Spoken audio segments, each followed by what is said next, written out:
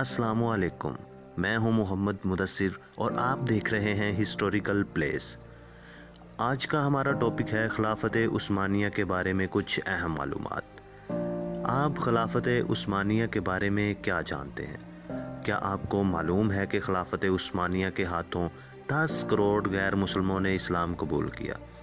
کیا آپ کو معلوم ہے کہ اگر خلافت عثمانیہ نہ ہوتی تو شمالی افریقہ جیسے لیبیا اور تیونس ہسپانیہ کا حصہ بن چکے ہوتے، اور ہم آج ان کا ذکر ایسے ہی کرتے جیسے اندلس کا کرتے ہیں؟ کیا آپ کو معلوم ہے کہ خلافت عثمانیہ نے عالم اسلام پر 25 بڑے صلیبی حملوں کو پسپا کیا؟ کیا آپ کو معلوم ہے کہ خلافت عثمانیہ نے ہی اندلس کے سقوط کے بعد گاجر مولی کی طرح کٹنے والے مسلمانوں کی مدد کی؟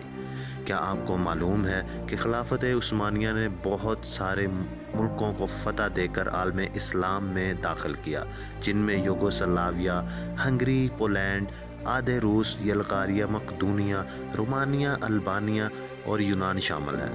یوں خلافت 3 براعظموں میں پھیل گئی۔ کیا آپ کو معلوم ہے کہ خلافت عثمانیہ وہ واحد اسلامی ریاست تھی جس کے خلیفہ کے انتقال پر پورے یورپ کے کلیساؤں میں گھنٹیاں بجائی گئی، اور عیسائی دنیا نے 3 دن جشن اور یوم تشکر منایا؟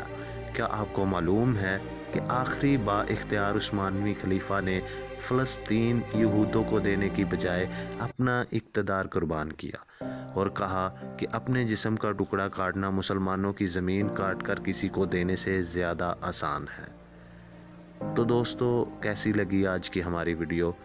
اپنی رائے سے ضرور آگاہ کیجیے گا۔ اللہ نگہبان۔